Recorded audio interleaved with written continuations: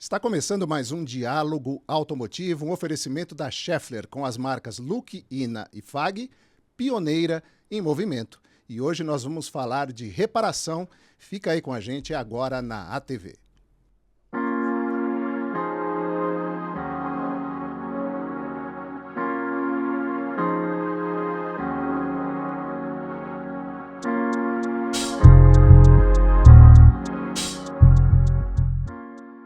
Estamos recebendo hoje Daniel Taniguchi, proprietário e diretor da oficina Seiko, que é uma referência na zona oeste da capital paulista.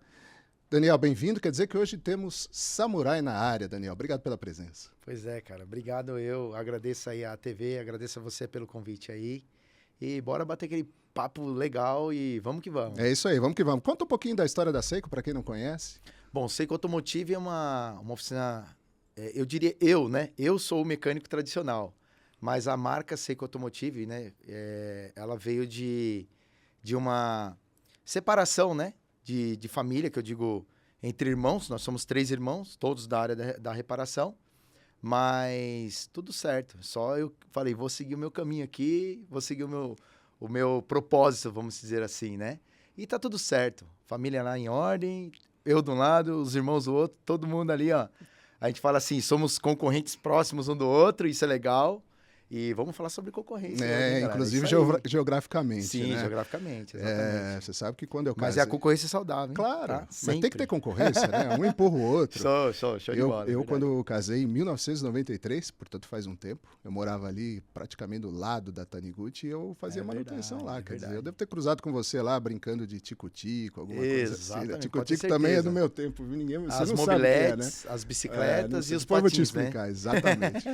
Ô, Daniel, eu vi recentemente aí, você tem uma atuação bastante interessante no ambiente digital, daqui a pouco a gente vai falar sobre isso, mas eu vi um post que você fez sobre a preparação, a qualificação do mercado independente em relação àquilo que é o mercado original das concessionárias, né? Com o propósito de quebrar um paradigma. Hoje, o aftermarket automotivo está muito preocupado com essa questão, porque falta representatividade ao nosso setor, inclusive no próximo mês de agosto, lá em Fortaleza, na feira de autopeças do Ceará, nós vamos ter aí um passo importante no sentido de dar representatividade para o mercado, em busca dos seus direitos legítimos, porque o mercado é tratado como um mercado paralelo, não é? E existe uma necessidade de conscientizar não apenas o consumidor da qualificação desse mercado, mas também os círculos de poder, Congresso, próprio Executivo, enfim, fortalecer a representatividade do mercado independente. E você, por coincidência, foi mais ou menos nesse caminho, nesse seu post, falando dessa necessidade de quebrar um paradigma, aquelas pessoas que procuram o carro com os carimbos da concessionária. Como é que você vê essa questão? Qual é a qualificação hoje das oficinas independentes para prestar esse bom serviço? Então, Claudião, é o seguinte, o que acontece, como eu vejo, na verdade, isso eu acho importante, primeiro falar muito mais sobre o meu ponto de vista, né? Sem querer tão somente mudar o ponto de vista das pessoas. Tanto é que na postagem que você viu aí, nos nossos stories, né? Eu falei sobre a questão do mercado de mecânicos independentes, que são multimarcas, que é o caso da Seiko Automotive hoje. Então, nós trabalhamos com todas as marcas de veículo, nacional e importado. E eu vim mesmo nessa linha, né, de raciocínio e esse bate-papo justamente para falar sobre como quebrar, né, esse paradigma. E eu acredito que a primeira forma de você quebrar esse paradigma é você usar o que temos aí ao nosso favor, que é a internet. Essa é a primeira forma. Eu falo que é a primeira e talvez até a mais fácil, né?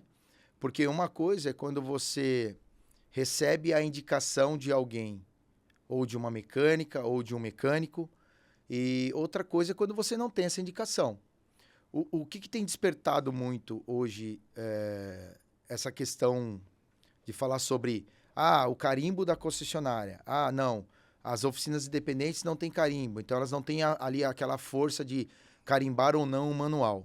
Eu acredito que hoje o carimbo também é uma assinatura, certo? Então, quando você coloca lá, bem simples, eu vou explicar para você bem rapidinho que vocês, ó, um selo, o adesivo lá da Seiko Automotive no para-brisa do carro, né, ou no vigia. Em alguns casos, quem conhece o nosso trabalho, quem segue a gente pelas redes sociais, ou de alguma forma nos conhece, quando você tem um veículo lá, que você já passou pelo cuidado da Seiko Automotive, você está querendo vender esse carro, a pessoa que está comprando, se ela conhece a nossa história, ela fala, peraí, você leva esse carro na Seiko? É a equipe do Samurai que cuida do seu carro? Sim. Ah, então beleza, tá tudo certo, eu vou comprar o carro. Então eu vejo o que é o carimbo. O carimbo é uma assinatura. Então tem que ter alguém para poder assinar aquilo. Então a partir do momento que você carimba o manual, você está indo além do adesivo no carro do teu cliente, entendeu? Uhum. Então, e o que é um carimbo? É uma certificação de que aquele carro foi totalmente revisado e a partir daquele momento a responsabilidade é do reparador. Para você conquistar esse nível de reconhecimento e de prestígio, as oficinas precisam, falando especificamente da sua, obviamente, precisa ter equipamento, precisa investir no treinamento dos profissionais. Isso é uma dificuldade hoje para o empresário independente da reparação? Acho que é uma dificuldade você treinar, né? Você treinar pessoas, você treinar uma equipe é uma dificuldade, eu acredito que não só no ramo automotivo. Mas, falando sobre o ramo automotivo, o que tem acontecido muito nos últimos tempos, né? Que eu falo assim,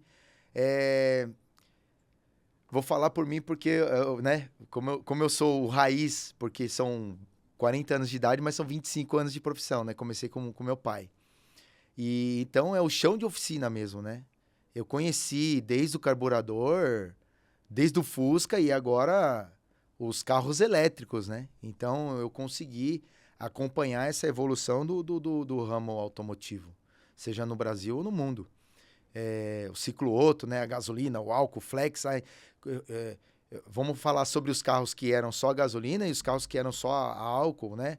E desde o começo, existia o tal do preconceito sobre o carro a álcool, né? Você anunciava um carro a álcool lá, ninguém queria comprar porque era álcool, porque não pegava de manhã, né? Então, para vocês entenderem que tudo muda, né? Existe a internet hoje, a tecnologia, o ramo está mudando tudo com muita facilidade. Então, o que acontece? Profissionalizar hoje está difícil em qualquer ramo. Agora, o que eu tenho percebido é assim, a vontade de você querer aprender, né? Então, principalmente no meu ramo de atividade, eu falo assim, contrate pessoas e forme profissionais. Não tem jeito. No meu ramo, principalmente, que é a prestação de serviço. Contrate pessoas e forme profissionais. Não adianta. Então, o proprietário hoje, eu falo assim, hoje eu sou proprietário, sou o gerente e sou o chefe de oficina, né? Felizmente, o meu chefe de oficina, até então, ele recebeu uma proposta melhor. Legal, cara, parabéns, é isso aí. E é isso. E o que eu disse para ele, boa sorte e represente a Seiko onde você estiver.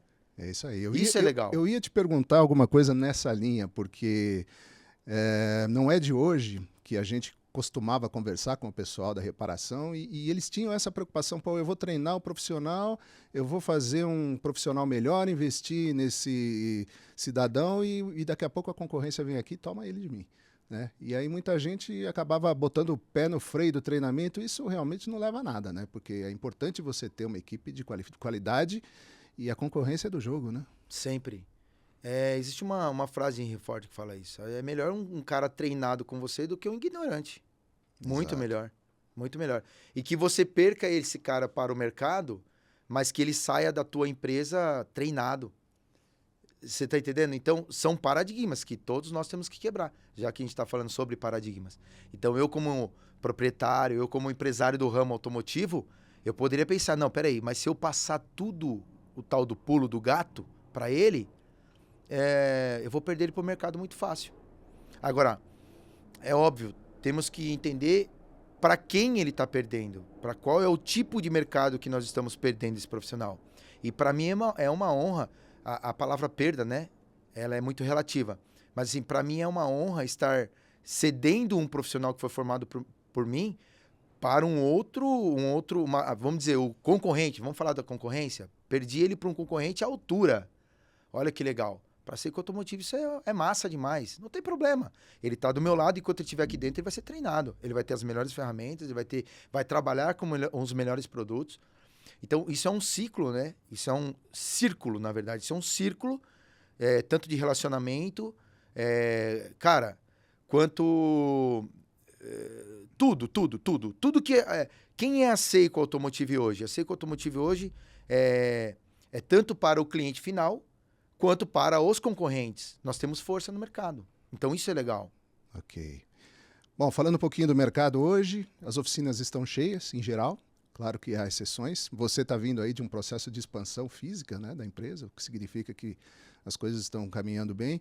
A gente tem um contato aqui semanal, na verdade diário, em que a gente realiza pesquisas com o varejo. Eu tenho perguntado isso muito para o pessoal que participa aqui do Diálogo Automotivo, porque é uma constatação que a gente faz aí praticamente todos os dias, o varejo de autopeças se queixando muito da falta de determinados componentes. A gente sabe que lá na esfera da montadora existe um problema sério com o chip, né? Começou a ter um problema aí também em chicote em relação à guerra da Ucrânia como consequência, por ser a Ucrânia um fornecedor importante. Mas o varejo se queixa muito de falta de determinados produtos. Isso vem acontecendo há muito tempo, pelo menos na visão do varejo. Na sua oficina, você tem enfrentado alguma dificuldade para encontrar algumas linhas específicas para poder fazer os reparos? Demais. Mesmo? Antes de chegar aqui, né, nós tivemos que remarcar nosso podcast, por sinal, porque, assim, o que está acontecendo, na verdade, Claudião? É assim, eu procuro sempre trabalhar com peças de primeira linha. Eu dou sempre preferência ao concessionário, lógico. Vou lá no balcão de peças da concessionária. Tem uma lista. Dessa lista, o que tem? E assim, infelizmente, o que tem é aquilo que é mais em conta, é relativamente barato, é uma coisa que é imprescindível, não tem jeito, aquilo está tendo uma certa rotatividade no mercado, então a concessionária coloca isso no estoque, e eu entendo muito bem, né? Tive o prazer de morar no Japão 2 anos, né? Tem um pedaço dessa minha história aí, e trabalhei na fábrica. Então, por ter trabalhado em fábrica e ter... Montadora? Fábrica de farol. Comecei com eletrônico, né? Na Sony. E depois eu fui para a fábrica de farol, da Stanley. Logo que saiu os Fits, no Japão estava sendo lançado, né? No salão de automóveis do Japão. E, cara, a produção a milhão. Farol e lanterna. E eu cuidei da produção digamos assim, dos primeiros faróis e lanternas dos Hondas, né? Fit. Então, eu entendo que, assim, se tem saída, tem que ter produção.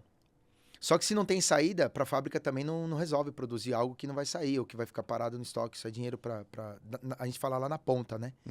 Então, é uma coisa que eu prego muito para os mecânicos e é uma coisa que eu invisto muito nas minhas redes sociais. Tanto, tem mecânicos que nos seguem e os clientes, né? Do dia a dia. Mas, assim, no geral, o que eu incentivo muito é que o mecânico trabalhe com peças de primeira linha. Em termos de abastecimento, você falou que está faltando alguma coisa. É muita coisa ou está dando para trabalhar direitinho?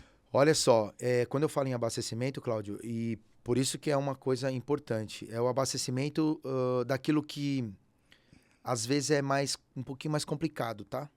É uma peça que realmente ela não quebra com tanta frequência no carro, por exemplo. É uma peça mais específica. E aí sim, aquele carro fica aí 1 semana, 2 semanas, às vezes 3 semanas parado, porque você tem que fazer uma encomenda na concessionária e às vezes dá ali 2, 3 semanas a concessionária fala, olha, infelizmente a gente não recebeu a peça. E aí mais 1 semana, mais 2 semanas até você achar a peça. E é por isso que às vezes as oficinas recorrem ao mercado independente ou paralelo. Ok. Estamos conversando aqui com Daniel Taniguchi, da Seiko, no Diálogo Automotivo. A gente vai para um rapidinho intervalo, rapidíssimo, e volta já.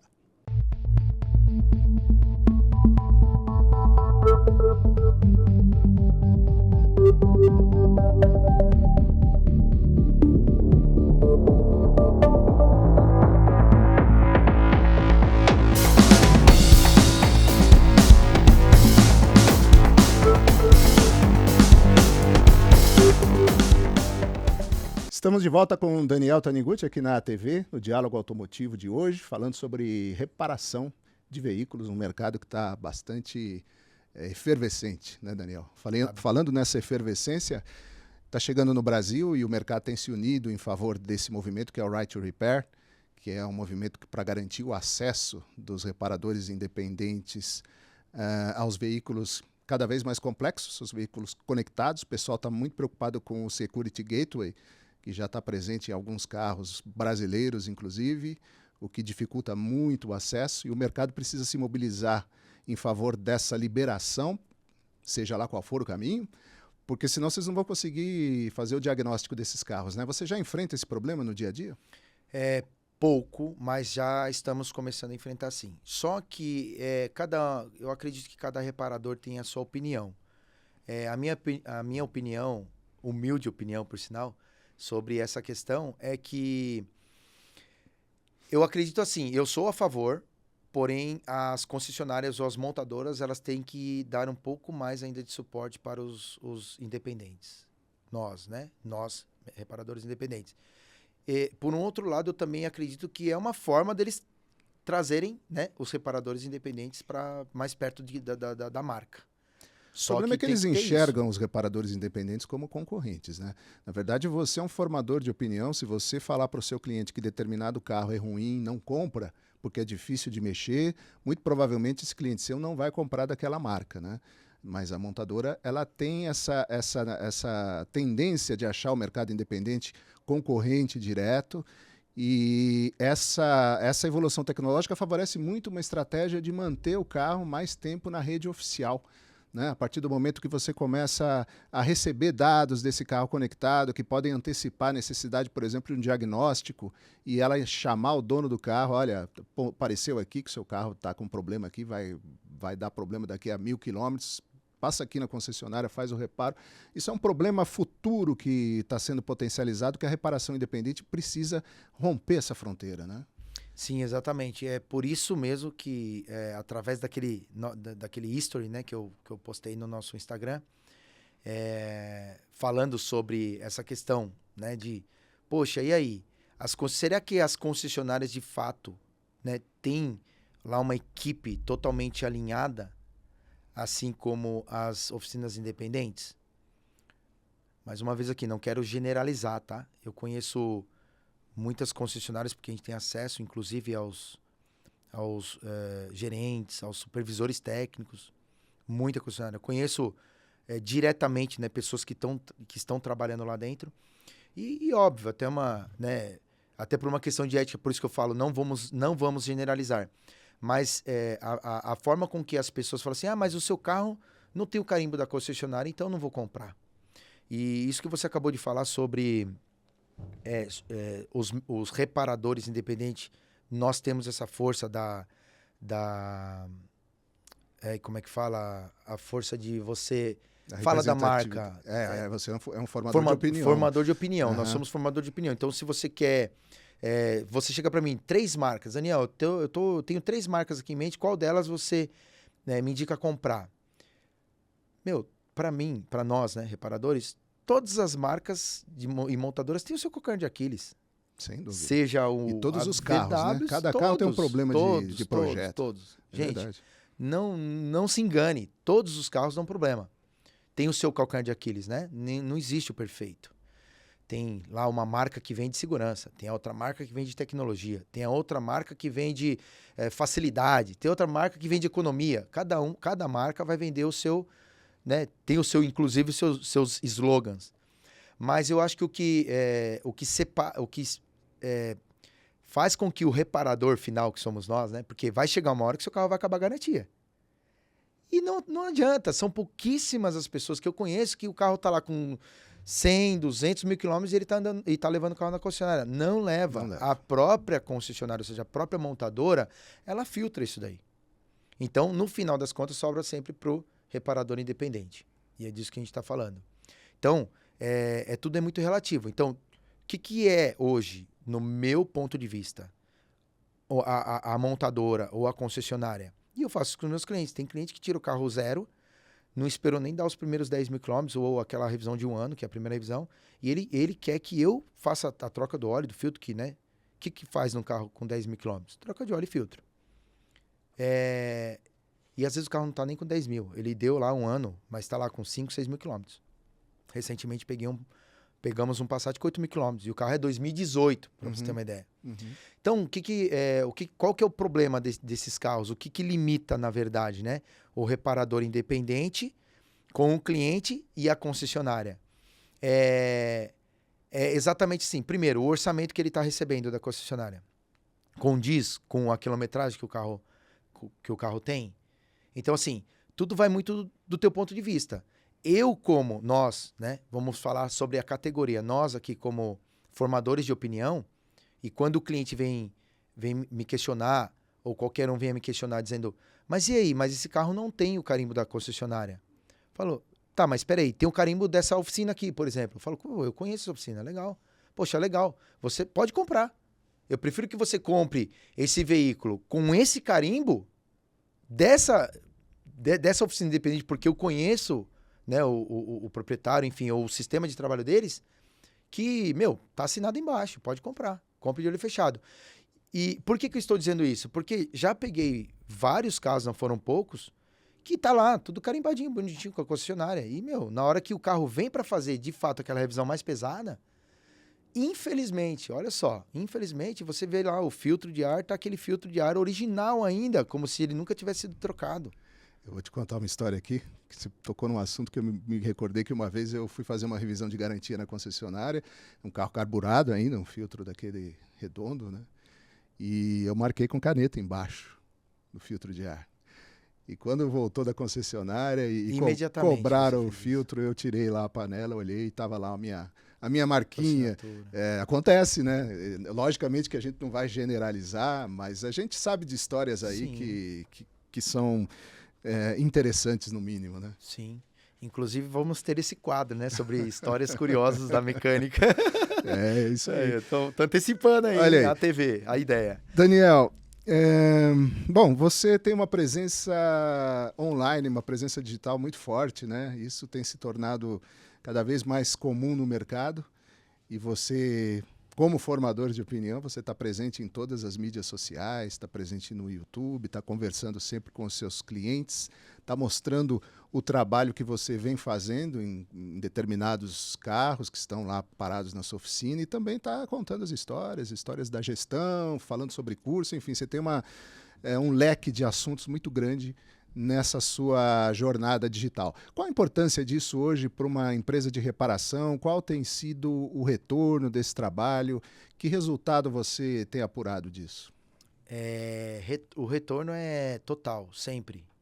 E olha que eu me considero nem tão ativo nessa parte do digital, embora eu só não deixo ele dormindo, né? Tem dias que ele fica meio ali sonolento, né? A minha parte digital, e tem dias que ele está extremamente acordado. Mas, no geral, eu me cobro mais sobre essa questão do investimento na minha área digital ali da Seiko Automotive. Mas uma coisa que eu prezo muito é pelo que, de fato, ali, o carro tá ali, daquele determinado cliente, tudo que eu faço. A gente fala que antigamente a gente guardava a peça velha, né? A gente guardava a peça velha para depois mostrar ali para o cliente a diferença da velha com a nova. Hoje, até a questão da limpeza da oficina ficou melhor, porque além de guardar a peça velha, isso antigamente, tá? Então, o que é a era digital hoje para a Seiko Automotive? É o que eu fazia antes, ou o que eu aprendi com meu pai, mas de forma digital. Né? Aí muito cliente fala assim, não, mas espera aí, se eu não confiasse no teu trabalho, eu nem traria o carro aqui. Não, mas a questão não é você confiar ou não, a questão é que para que você saiba o que é uma peça ruim e uma peça boa. Isso é legal para você passa isso para frente. Então, hoje, a gente fala que o nosso maior propagador do que a gente faz, de fato, ainda é o boca a boca. Porque a mídia social, ela faz o que hoje? Eu tô assistindo um negócio legal, eu vou lembrar do meu amigo que eu conversei com ele na festa de aniversário da filha dele. E aí eu lembrei daquele caso que ele me contou. Olha aqui, ó, o Samurai acabou de postar aquilo que você falou. Que é a indicação. E não deixa de ser o boca a boca, mas é o boca a boca de forma digital. Então, que é uma coisa, falando, né, sobre independentes, reparadores independentes e concessionária, é difícil você ver alguém que poste alguma coisa no history, por exemplo, de uma concessionária, de uma determinada marca. Não, assim, eu não sei ainda o porquê, né? Eles poderiam ter essa força digital. Por quê? Porque eu acredito mais que eles estão investindo toda a força de grana, de investimento, é o quê? Na propaganda do carro que vai ser lançado. A reparação vai ser, digamos, vai ser natural. A semente é o carro que vendeu. O que ele vai colher é a hora que ele for fazer a troca do óleo e do filtro, que para concessionária eu acredito que isso seja o mais viável financeiramente para eles, que é o que faz rodar. Por isso que o carro deu 5, 6 anos, ou dependendo da quilometragem que ele está rodando, já não serve mais aquele carro para a concessionária dependendo do orçamento. O tempo que ele vai ser despojado ali, entendeu? Então, a mídia digital para mim é isso, é aproximar quem está distante. Uma característica da Seiko é a diversidade de atendimento, né? Vamos colocar dessa forma. Você vai lá na oficina, você vai encontrar carros importados muito novos e é quase impossível ir lá e não encontrar carros antigos, né? Você falou aí que você aprendeu com seu pai a mexer no carburador e hoje nós estamos falando até de carro híbrido, carro elétrico, e vocês continuam oferecendo atendimento para uma parcela da frota que hoje em dia não consegue encontrar respaldo em boa parte das oficinas, principalmente a área de carburador. Eu, de vez em quando aparece algum convidado aqui que tem relação com o tema, eu sempre gosto de tocar nesse assunto. Qual a importância dessa diversidade e até que ponto isso representa mesmo um bom nicho de negócios para a reparação independente? O primeiro que os mecânicos raízes, né, já que a gente está falando sobre profissionais, né, ou seja, o que está acontecendo com os mecânicos, né, seria talvez essa frase. O que está acontecendo com os mecânicos de fato, os raízes, aqueles que trocavam, tiravam o motor do Fusca para poder trocar a embreagem, né? O lado do carburador está entrando em extinção, não tem jeito. Tanto é que tem muita gente partindo para as injeções programáveis, né? Porque ele está cansado do carburador. Mas os mais conservadores falam, não, eu quero o carburador ainda. Né? Então, qual que é a ligação hoje direta da Seiko? Por que quando você vai na Seiko Automotive hoje, você ainda vê... E é aquilo que você falou, vai ser raríssimas as vezes que você vai chegar lá e não vai ter um Fusquinha, não vai ter uma Kombizinha, não vai ter um Escortinho, um Gol GT, um GTS, enfim. Porque eu tenho aquilo ali como... como se fosse um amuleto, sabe? Eu não consigo entrar na minha oficina e não ver um carrinho ali para eu regular um carburador. E você vê, tem eu e tem o nosso colaborador, né? Um dos nossos colaboradores, que é o mais velho, que é o Adelmo, que inclusive ele é ex-funcionário do meu pai, ex-colaborador, né? Temos aí, ele me conheceu muito... Aprendi boa parte da mecânica com ele. Posso dizer até 90% do que eu sei hoje de mecânica foi através da paciência que ele teve comigo lá, quando eu tinha meus 15 anos de idade. E então, qual que é a ligação, né, do carburador com vamos falar, os carros elétricos? Está chegando agora, já tem um cliente que tem carro elétrico, ele também tem o carburador. Uhum. Primeiro, né, que a gente fala que as máquinas aproximam, né, nos aproximam, né? Então, hoje um cliente da Seiko Automotive que tem um carro zero, um carro top, um super esportivo, ele fatalmente, ele também tem lá o seu Fusquinha 60 e alguma coisa, que era do vô, que foi pro pai, que agora é dele. E tem que ter alguém para arrumar. E ele mesmo ele percebe essa dificuldade. Beleza, o meu carro novo todo mundo quer arrumar. Tá, mas e o meu Fusquinha? Entendeu? Uhum. Então, tem essa questão. Hoje, o dono de um carro premium hoje, top, ou seja, qualquer carro, um carro do ano, que seja injetado, que seja um carro moderno, que, digamos assim, se você parar hoje, procurar no Google lá, eu tenho um carro do ano, todo mundo vai querer te atender. Eu tenho um Fusquinha. É difícil, você vai ter que garimpar. Então, por aí você vê, né, a quantidade de pessoas que estão realmente a fim de falar, não, eu quero continuar trabalhando com clássico. Isso está acabando cada vez mais. E assim, eu falo baseado nos filhos de amigos dos meus pais, por exemplo, que nós praticamente crescemos juntos. Os próprios filhos que, olha, cresceu comigo, ele já não quer saber mais. Eles falam, esse carro não, carro carburado não, para mim, financeiramente não dá retorno e tal. Quando você pensa só na grana, talvez, eu acredito que não vale a pena. mas o nosso vai além da grana, entendeu? A nossa questão de você estar ali lidando com o carrinho antigo é sempre uma questão de você estar sempre olhando para o passado, sabe? Quem gosta de carro saber de onde você veio. Isso Exatamente. É legal, cara. Em resumo, sobre a oficina independente e a concessionária, todo mundo, desde o começo a gente fala sobre a questão da concorrência. Não estamos aqui para concorrer com ninguém ou dizer, olha, eu sou melhor do que fulano, eu sou melhor do que ciclano. Todos nós aqui estamos em constante aprendizado. Então, que fique essa dica aí. Use as plataformas digitais ao seu favor, tá? E saiba que nem todas as oficinas independentes são excelentes e também nem todas as montadoras ou as concessionárias também são excelentes. Eu acho que vale muito a pena você estar atento, principalmente às indicações. Então, busque recomendações. Google ao nosso favor, tá? Então, mais uma vez, não estou aqui para generalizar, nem dizer que eu sou melhor do que ninguém, mas é só um toque para cada um de vocês aí, que vocês tenham em mente o que é melhor para você e o que é melhor para o seu carro também, beleza? De qualquer forma, para quem não nos segue aí, @Seiko Automotive. Tamo junto, galera. Até o próximo vídeo. Valeu. Daniel, muito obrigado por essa conversa aí que você teve com a gente. Muito obrigado por estar aqui. E vamos em frente, foi um prazer receber você aqui. Pô, eu que agradeço demais. É sempre bom bater esse papo legal aí, precisando sempre as ordens. Este foi Daniel Taniguchi, da Seiko Automotive, participando aqui do Diálogo Automotivo.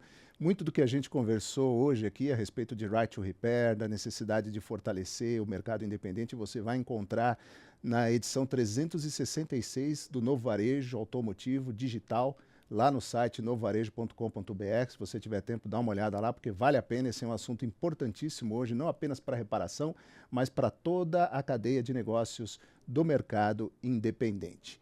A gente volta com o Diálogo Automotivo na próxima segunda-feira, com mais um convidado inédito aqui para você. E a programação da ATV prossegue com novidades todos os dias. Até lá, tchau!